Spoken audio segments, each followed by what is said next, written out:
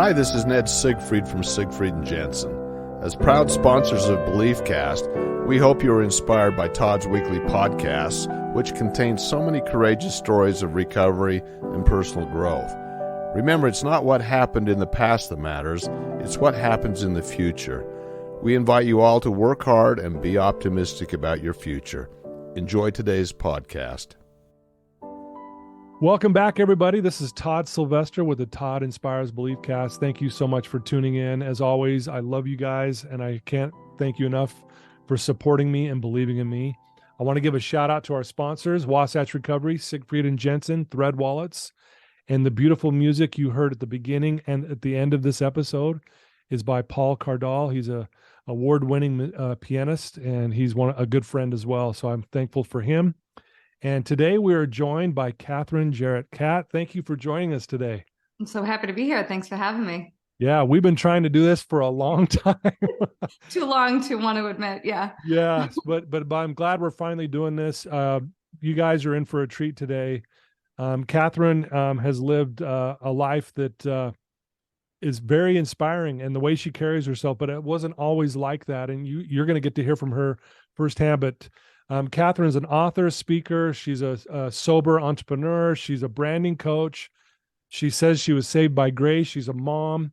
She does one-on-one stuff. She speaks to large groups. She's getting ready to launch a podcast. She's writing a book. She's doing all these amazing things. And more importantly, I mean, you guys are going to feel her energy and her love for being clean and sober. I mean, she is passionate about it. And I just love watching your posts because, you know, sometimes you're dancing, sometimes you're, you get really serious when you need to. You also have fun with it. And anyway, I'm just grateful that you're on the show today. Thank you so much. That intro made me cry, to be honest. Yeah. When you said, she carries herself with grace or whatever you said, it wasn't always like that. And I had a flashback to kind of when it wasn't like that. I didn't have dignity and grace, and I do today. And it's a beautiful gift. Yes. So again, thanks for having me. Absolutely. Well, why don't we start with tell us, our listeners, a little bit about your childhood, where you grew up, and a little bit about your family. Yeah, absolutely. So I live in Massachusetts, about a half hour south of Boston. I do have an accent. You'll hear that throughout the interview, I'm sure.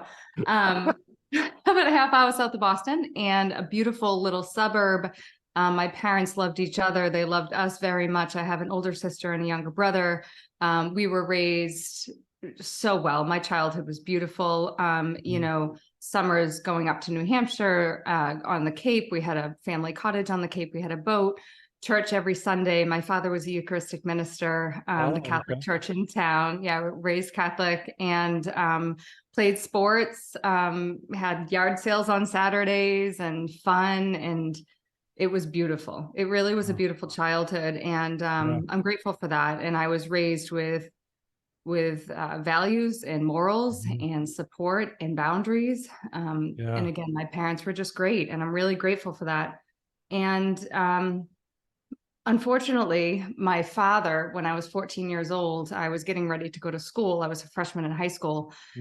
And I realized I left my toothbrush in his bathroom. So I went to go into his bathroom. I knocked on the door and I said, Dad, I got to get my toothbrush. And I heard a crash, and I opened the door, and he had collapsed out of the shower. He had had a cardiac event, a ventricular arrhythmia. And long story short, a week later, he passed away. Wow. So that was immensely sudden. I was a freshman at a private Catholic school in the next town over, and I was on the varsity soccer team as a freshman. He had been my soccer coach my whole life. I didn't mention that, but he was so proud of me. He would leave work early to sit and watch my soccer practices. That's how proud he was of me. And in an instant, our family changed. And my brother was 12, I was 14, my sister was 16. And looking back, we all did the best that we could, but we all coped in different ways. So I mean, at 14, you don't even know how to even handle stuff like that. And how did you cope? Like, what were some of the things that you tried to figure out going through that? Yeah, so it didn't really hit me until March when I made the varsity softball team, and I came home and he wasn't there to tell.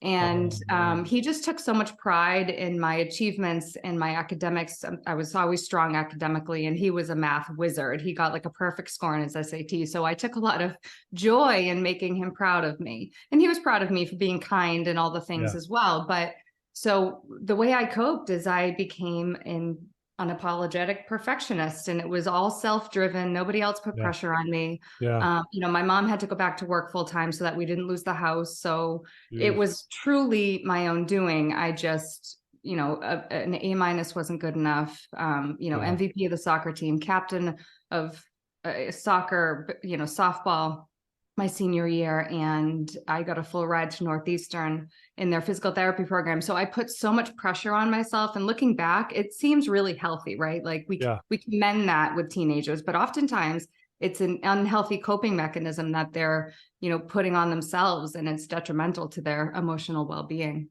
Wow.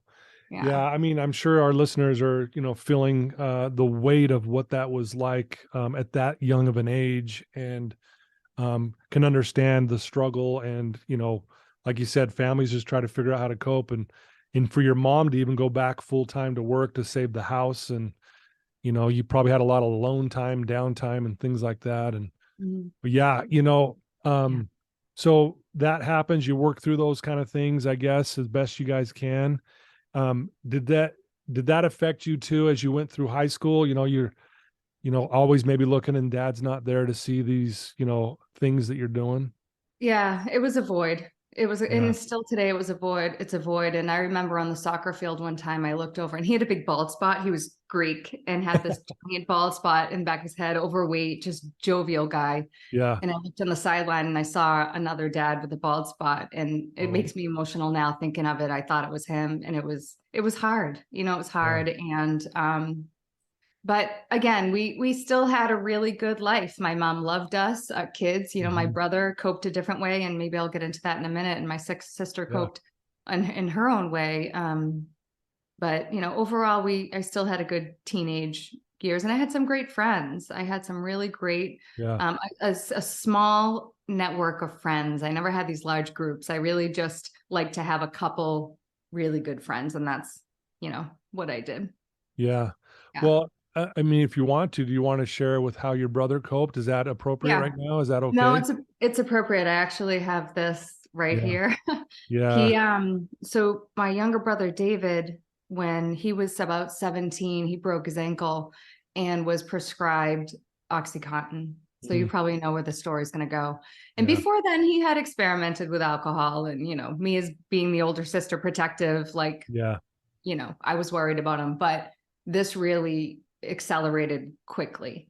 And he'd get the refill, and then it went from there. By the age of 19, the poor thing had gone to heroin. And he did experience years of sobriety in his 20s. He was clean and sober and amazing and healthy, and walked me down the aisle when I was 27. He was 24. Wow. So he did have some really great years of sobriety. But unfortunately, that strong addiction and eventual mental illness that came along with a result of all the drugs that, just enter the picture, they enter the playing the game. It led him to really struggle in life, and life was hard for him. And this past year, he was doing great. He was clean, sober. He was working with some people that were helping him get housing. He had just been approved for housing, and he was back in our lives. And after about a decade of me not having him in my life because of this disease, I have two boys now, ages 9 and 11. And, I did what I had to do to protect them, just, as a mom. And me personally, it was hard to let somebody back in and, get your heart broken again. But this past year, he had Thanksgiving with us and Christmas, and came to hockey games with me in January. And right now, during this interview, it's April. So this was about 3 months ago. And suddenly one day he wasn't returning our text messages. And we got the phone call from the detective that he had been found. And he, and I say, it's interesting because the last time I was with him, and this will resonate probably with some of your listeners, is just something really powerful that I'll never forget. I was dropping him off, and he was getting out of the car, and it was so awesome to talk to my brother about recovery. And, Mhm. I sit here today with you and I have 5 years of continuous sobriety by the grace of God. Yeah. And it was so awesome to talk to him about what I'm learning and what I live. And he had so much wisdom, and he was so proud that he had been to over 1,000 meetings. And he told me that. And he went to get out of the car, and he was living in this long-term homeless shelter. Again, he had been approved for an apartment. And I said, "Hey, David," I'm like, "Do you have a big book? Do you have a big book?" And he said, Yeah. he said, "I used to, but I lost it somewhere along the way. I just have the small pocket one." And I reached into my console because I had one in my car. I don't even know why I had it with me. It was literally in my car for years because I had another one I was using. And I said, "Here, I want you to have this." And I folded down pages 83, and I Mhm. folded down page 419. And I said, "Read these every morning." And Yeah. I handed it to him, and he was so grateful. And, after he passed away, I thought to myself, he's not the first person to die of this disease next to a big book, and he's not going to be the last. And Right. it makes me so grateful that I'm here. And I struggle with not letting that survivor's guilt get to me, because I know that's not where I want to be, and that's Sure. not where David would want me to be. Yeah. But it is a beautiful thing that we had the time we had this year Yeah. to be able to connect on that level. And he knew he was loved, he was welcomed, he was understood. In his final days, he knew all of that, and that's really beautiful. Yeah. What was his name? David David. Chiros. David Yeah. Chiros. Yeah. Yeah. Well, first of all, thanks for sharing that. I know that's hard, and my heart goes out to you. And a shout out to David. We're here to honor you. I know you're making me emotional by sharing this. I feel for you on so many levels. I have clients and friends who have all died from this, and it's really tough to watch that. But I'm so glad you're here, honestly, Kat, and the Thank things you. that you're doing. So I know we jumped ahead just a little bit, but so thank you for Yeah. sharing that. Let's go back a Yeah. little bit more where we pick up, you're going through high school, you're missing your dad, obviously. Mhm. And, let's get to where, because you've had your struggles as well. And let's kind of talk Right. about that a little bit. Yeah, and I just want to hop back to something about David before I Sure. forget. Please. But he, one of the conversations we had is he hopped on my Instagram, and he was like, "Whoa," because he when he got healthy Yeah. this year, he's like, "I feel like I just crawled out from under a rock," and he's like, Yeah. "What are you doing on Instagram? How do you have that big following and everything?" And I Yes. told him that I share about recovery, and his mind was blown, and he was so proud of me. And it was so Yeah. nice to hear, because a lot of people don't understand what we do and why we share all the details and the intimate Right. things about our battles and our recovery, but he understood it. And so that was really beautiful. So in high school, I got hurt on the soccer field my senior year and had to go to physical therapy. And that Mhm. physical therapy got me back on the field before the final Uh-huh. tournament. So I was like, well, I'm going to be a physical therapist now, because I wanted to be a doctor, but that just seemed too much. And I knew I wanted to be a mom. So a physical therapist is what I went for. I applied to a few schools. Northeastern accepted me into their doctorate of physical therapy program on a full scholarship. Okay. So I went there, and I believe that freshman year I had, it's interesting because I had dabbled with alcohol in my, high school years, but I was always the responsible friend. I had Right. friends that were doing other types of drugs and Yeah. things. And I was always the one driving. I was always responsible. I didn't like the way alcohol made me feel. I didn't like to be Yeah. unsteady on my feet or not be in control of my thoughts or my words. Yeah. Sorry, I just have to decline a call here. So I was always the responsible one. And in college, the same thing. I drank a little bit, but it really never really did anything for me. I just had a few and then would stop. And then I tried a party drug in college and Mhm. immediately felt euphoric, weightless, calm, just joyous and free. And that feeling was what I was chasing all of my teenage years, when I was not comfortable in my own skin, not comfortable in my own story, not Yeah. comfortable in my own truth and environment. I was chasing perfectionism, and that to feel okay, because that I could control that. And then when the drug hit my system, I just felt euphoria, and it was what I had been craving. And unfortunately, I got into the wrong crowd in college. I found a drug dealer and started dating him. Wow.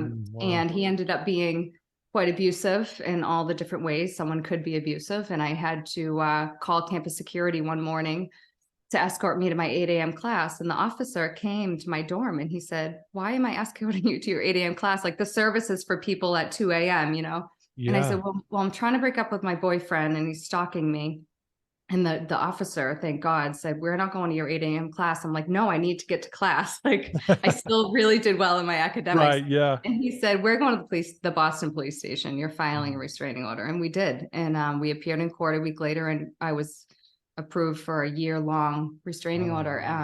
Yeah. But the drug use didn't stop. And I didn't drink really all that much. It was just the drug use on the weekends. And I still did really well in school. I graduated undergrad, bachelor's and master's with about a 3.9.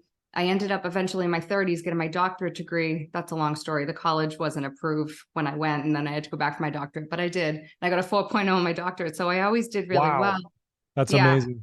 So, but I would party from Friday at 3 p.m. and then until Sunday night. And then I'd be in my 8 a.m. class on Monday morning. And so through college and into when I graduated college, it was just more of that drug use. And when I was about 24, I started hanging around with people that drank a lot because what I like to do kept me up at night, and then everyone else was drinking. So it worked out great. I wasn't, I was kind of surrounded by people still partying. I just was doing it a different way until, that really took a turn for the worst. And I, at that time I was a licensed physical therapist. I worked in a hospital. I worked in ICUs. I helped people out of bed who had been in comas for 3 months. And then, on the weekends I was doing all this crazy stuff to my body and everything. And one night it was really, really scary. And I actually am writing a book right now, and I get into the details of it in my book. Okay.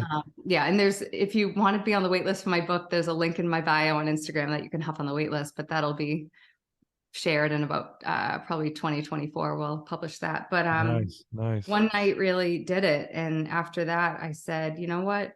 Because all week long I would say, I'm not doing drugs this weekend. I'm not going to do it. And then once I had a drink, I immediately wanted the next thing. Yeah. It's like my brain chemistry immediately, it was a craving that I could not ignore. Yeah.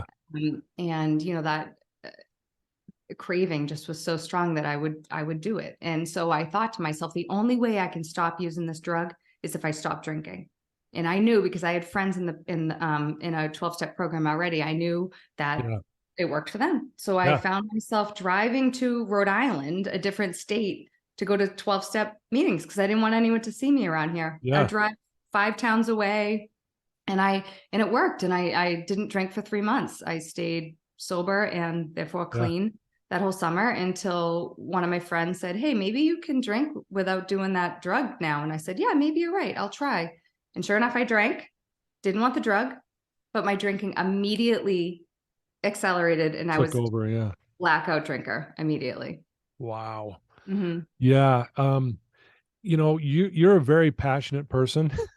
I'm sure you've heard that before. And, it's, you seem, correct me if I'm wrong, you're a very determined person as well. And I think that is obviously a gift, but if it's used in the wrong direction, it's almost like, when you do anything, you go all in. Is that accurate?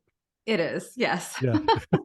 Yeah. And no different with maybe even drinking and partying. It's like, once your mind's on that and you're laser focused on that, that's the direction you're going to go and nothing's going to stop you. Right. I never wanted the party to be over. The sun was coming up and I'm frustrated because the sun was coming up. Yeah. You're like, oh no. Yeah. Yeah. Yeah. So how long does this go on before you start going, you know what, something's got to change here. I've got to do something different. Yeah. So that was when I was about 24, 25, and I was married at 27. And I ran the Boston Marathon when I was 29 and was able to shut it off. Like, and I drank a few times a week, but always blacked out every time and woke up with bruises, didn't know where my purse was, just a mess. But then I'd go to work all week and, I could shut it off, and I trained for the Boston Marathon, ran that, and then got pregnant about a month later and had my first child, Charlie, who is now 11. And I wanted a home birth. I wanted it very natural and I feel like part of the reason I wanted a home birth and to have a totally natural birth is because I knew I had spent so many years and moments totally out of touch and out of Yeah. control of my body and in a blackout. And I wanted to be fully present. I was afraid that if the doctors in the hospital gave me something that I reacted to, I would not be present for the birth of my child, which I knew that I would always regret. Yeah. So I did home birth, and I was a great mom. I am a great mom, but I was a great mom to him. And then 2 years later, I had my next child, Nikki, and he was a home birth as well. Okay.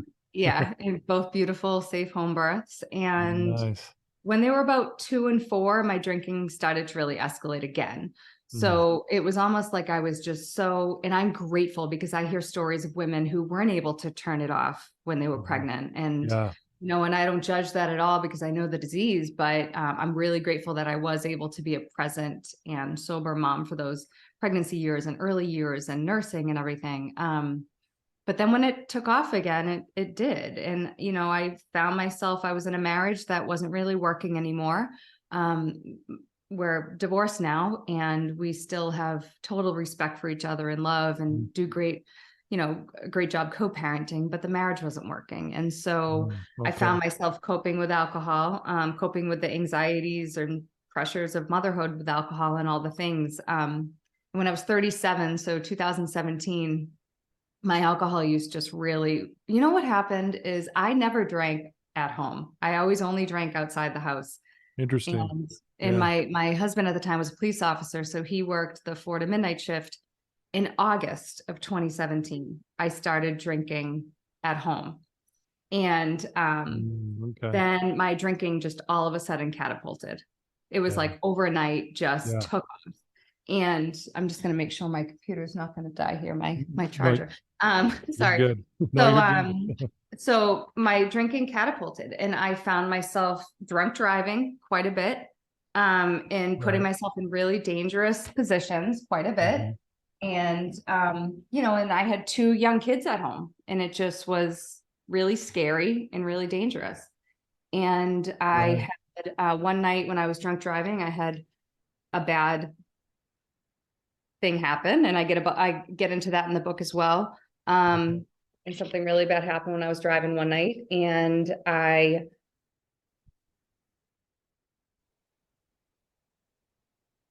you hear me? No, wait. I can't. Yeah, I can now. Yeah.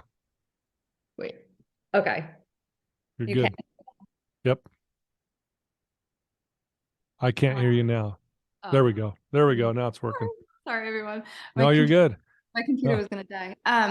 So I woke up the next morning and called my best friend who was in a program of recovery. And I said, I need help.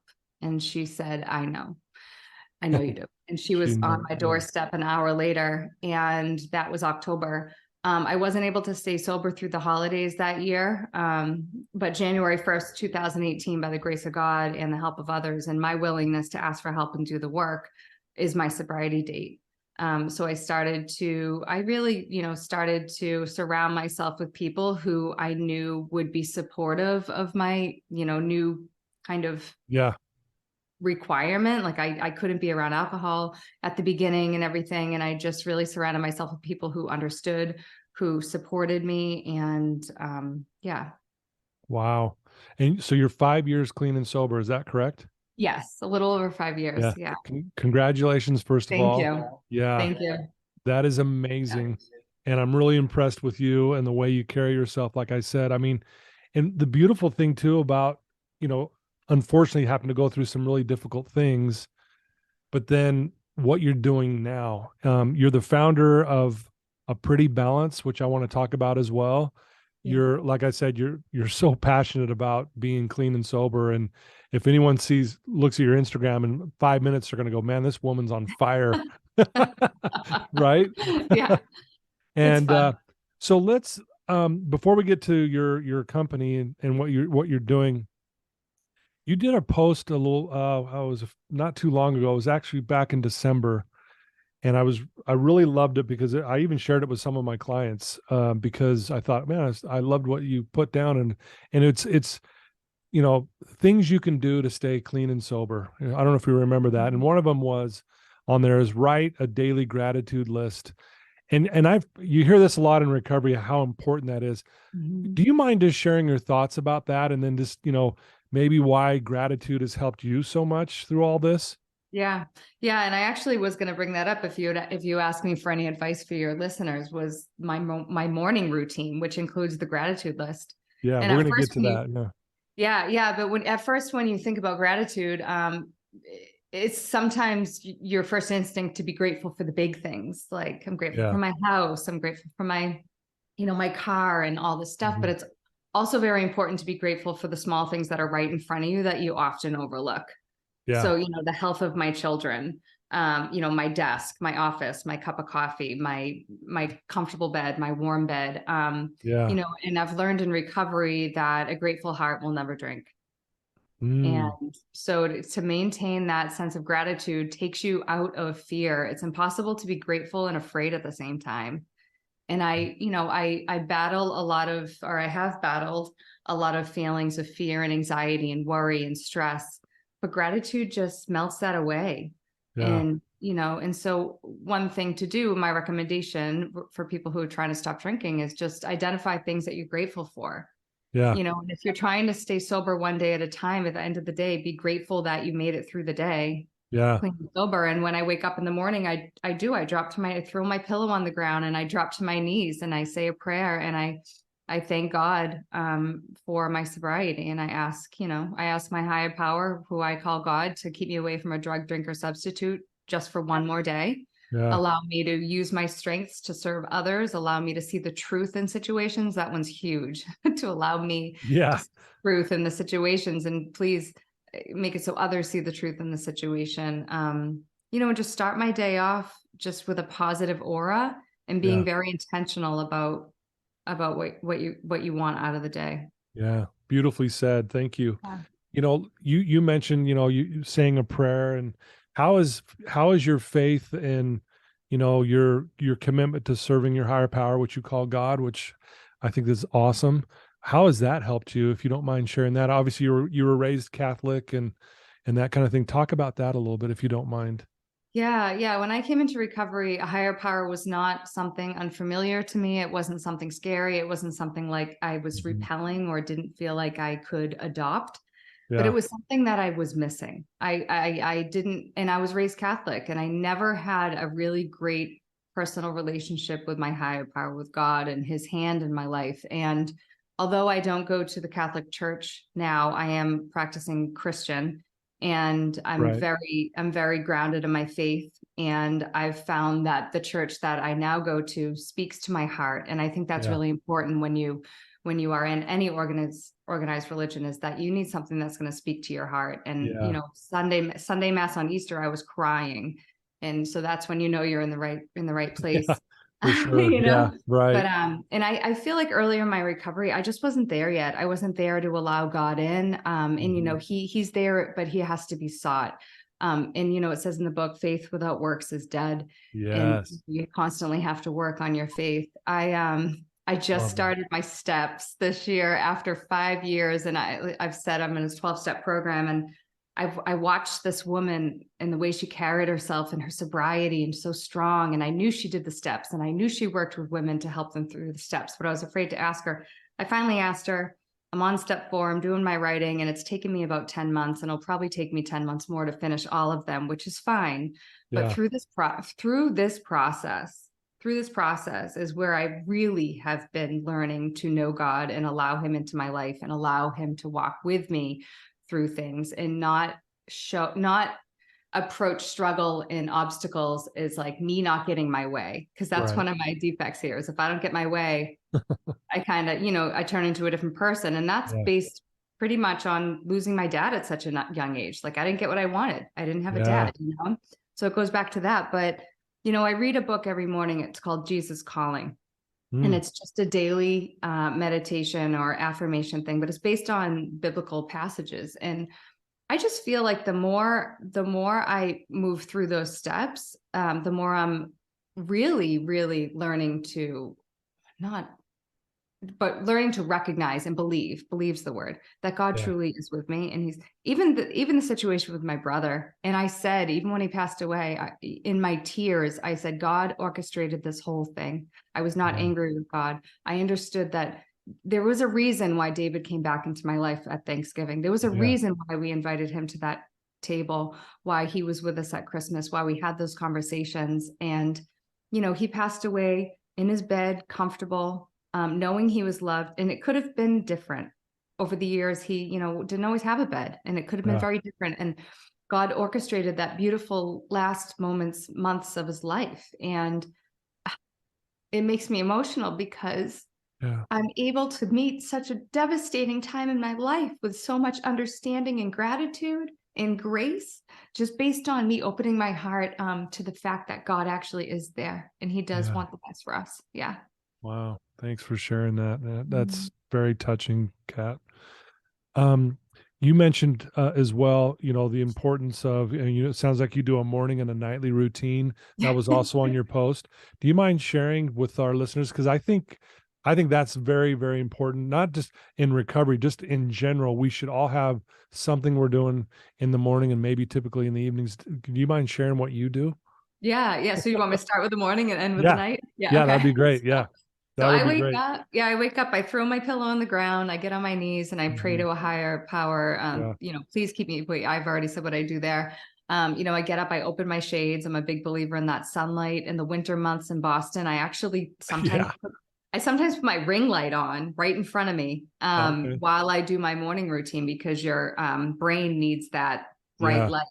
I watched the Huberman Lab, and he said, he's awesome. He's awesome. So I put the ring light on me.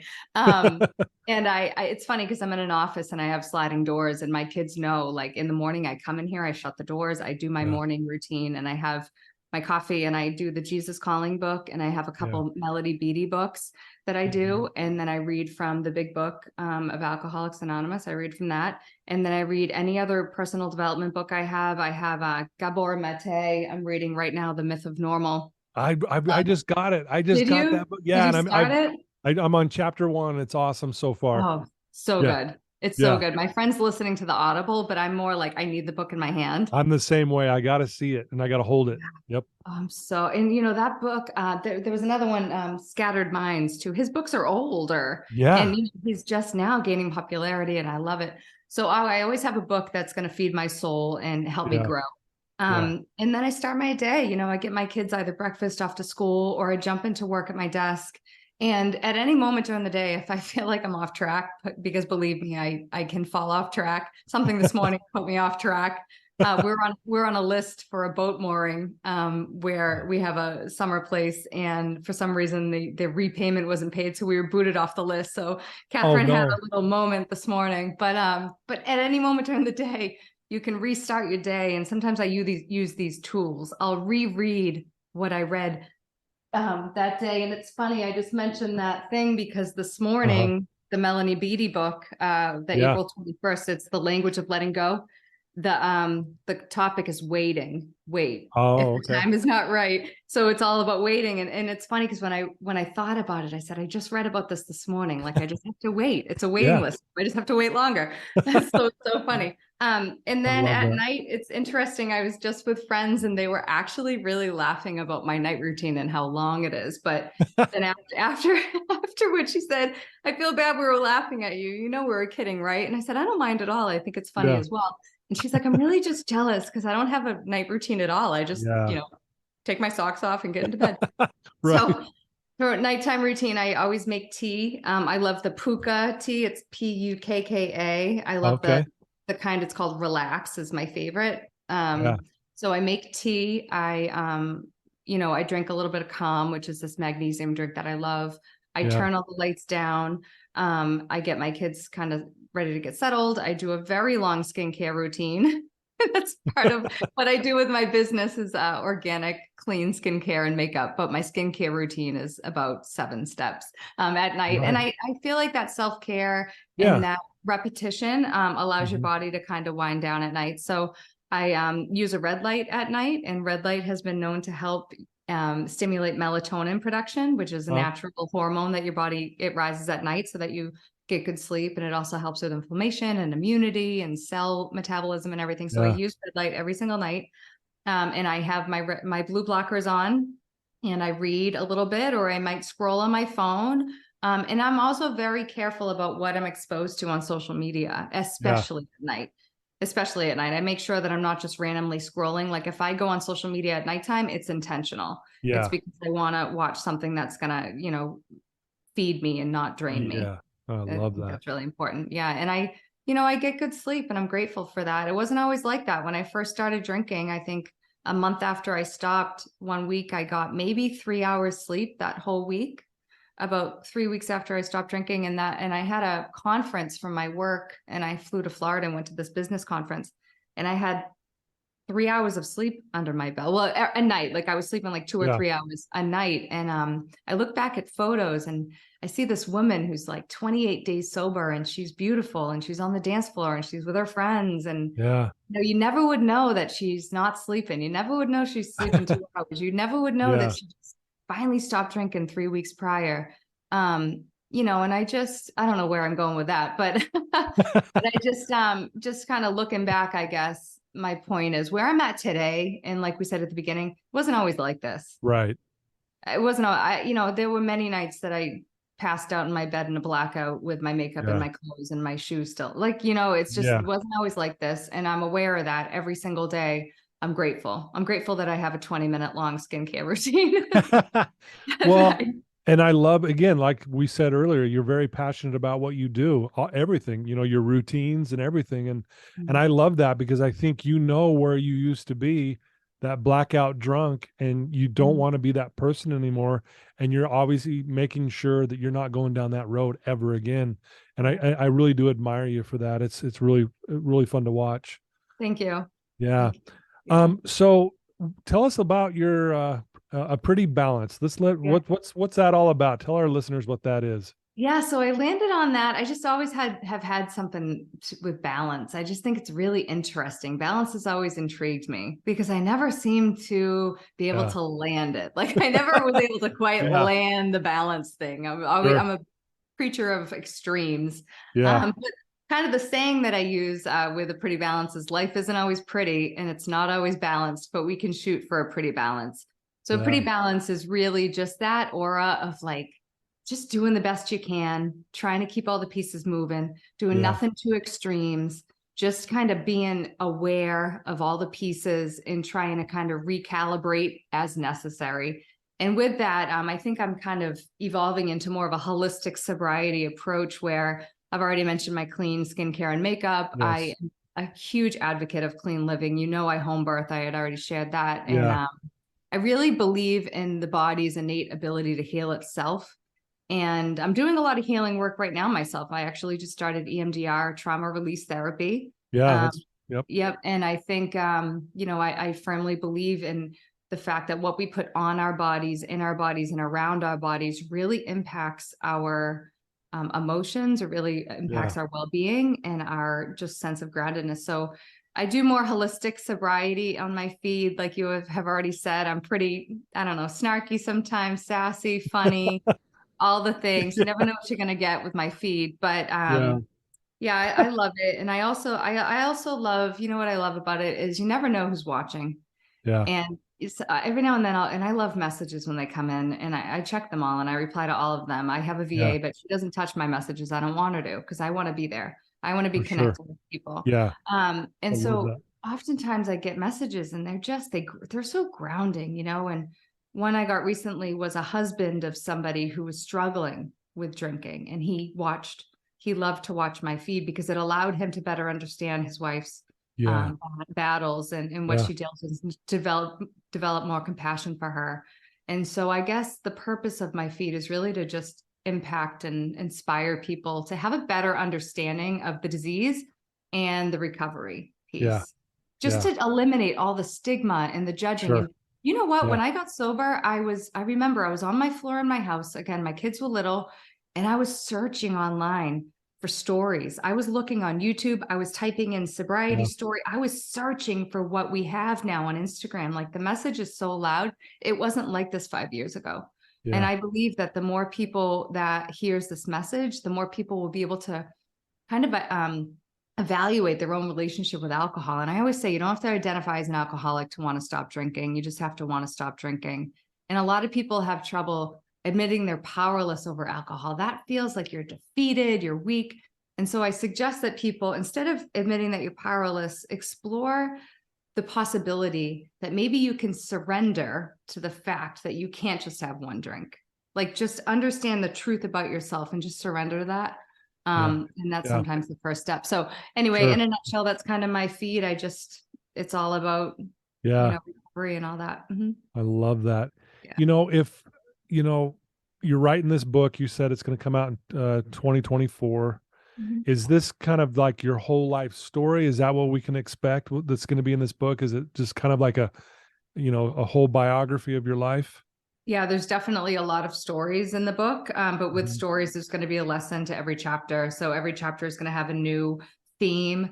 The reader's going to go through an emotional journey with me and what my personal story is. Okay. And then there'll be a lesson in every chapter to help you kind of navigate your own feelings. And maybe you can identify to my story, and then provide hope. And again, just inspiring people to choose sober living as an option, and I've struggled with what to put in the book. Like, how honest should I be? I know my kids are going to read it someday, but at the end of the day, I've decided that, I believe truth is power. And, my past is my best asset, and I don't hide behind it. So there'll be a lot of unexpected truth in the book, but I'm going to be proud of it. And I know it's going to help a lot of people. Yeah, I'm sure it will. I'm telling you, Yeah. I'm excited that you're doing that. Thank And you. what a way to leave a legacy too. I think that's wonderful. If there's someone who's listening to your voice right now, this very moment, you've already shared some pretty powerful things, but and this person's struggling, they're in a dark place, they don't know what to do, and they feel hopeless. What would you tell that person right now?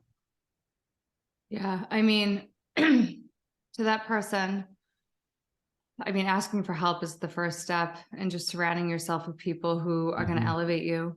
But understand that if you are making the right choices and doing the right thing and trying to move in the direction of recovery and healing, it's important to know that growth is a very gradual process. Yeah. And although it takes a long time for you to grow and heal, you recognize growth in an instant.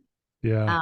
So growth is measured by how you react to situations. So it's measured from the inside, not the outside stuff. Like, I'm not talking about the house and the car and the job and the bank account.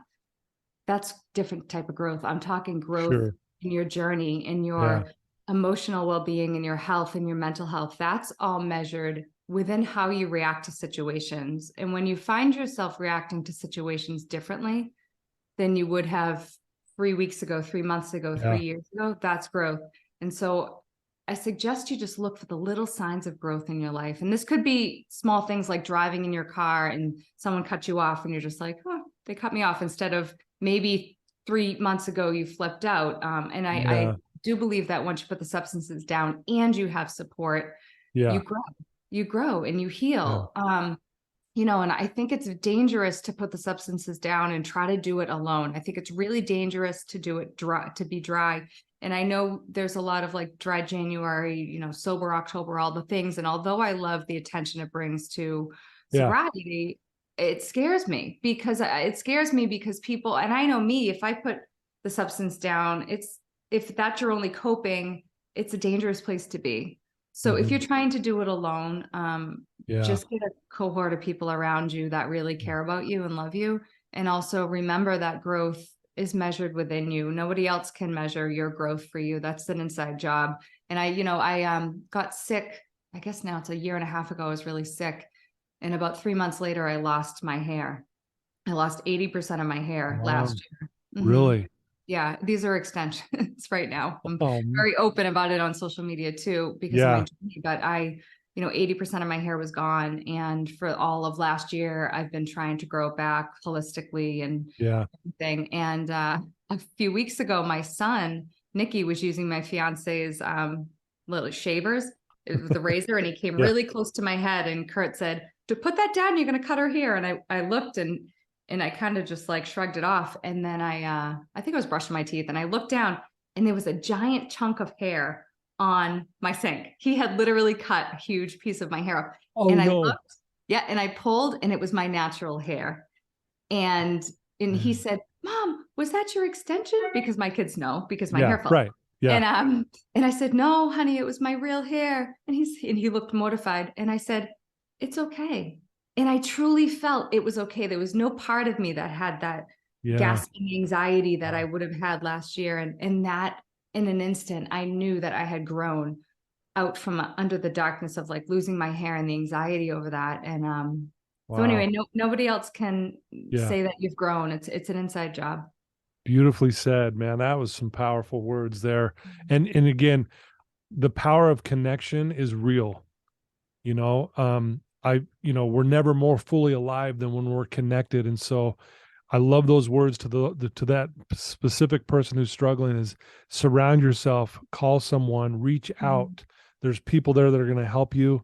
And, if someone wants to reach out to you, Kat, and they want to follow you on social media, they want to get in line for your book, they want to, when your podcast goes live, they're ready to go for that too. And all these great things you're doing, how could they do that? What's the best way for them to do it? Yeah, so they can follow me on social media on A Pretty Balance on Instagram, or there's a link in my bio for all of my other groups. My coaching community is She Blooms. We haven't talked about that much, but it's actually PPS, She Blooms, as if at the end of like a long love note, PPS. Oh, yeah. Okay. Like, don't forget, don't you forget she's going to bloom type thing. Okay. And PPS stands for something, which I'm going to share down the road. I'm holding that in my back pocket.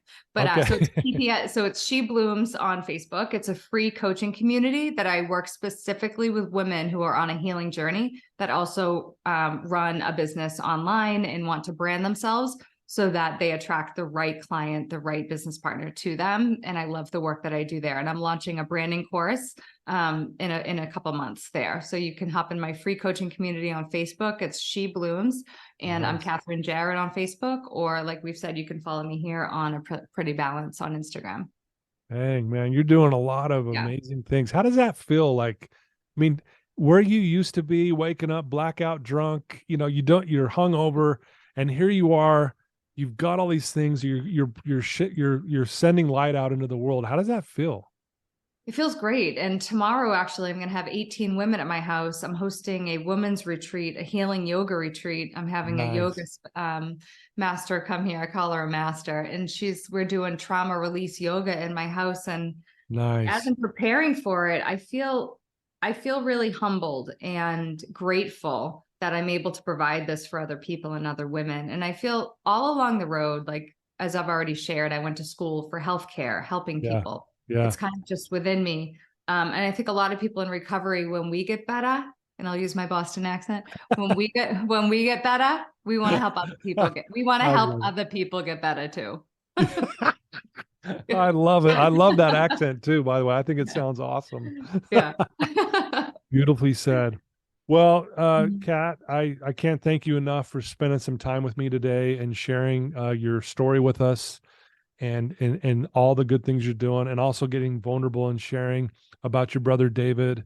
That my heart goes out to you and your entire family. And thank you. I hope you know that I even though I'm on the other side of the country, I really do support everything you're doing. I've been following you ever since we met, what was that, a year ago, something like that. And I really impressed with all the good things you're doing. And I invite my listeners to follow you. I'll put all the links in the show notes so they'll be able to go right to you. And I can't wait to get this out to 500,000 people, and hopefully we keep growing from there too.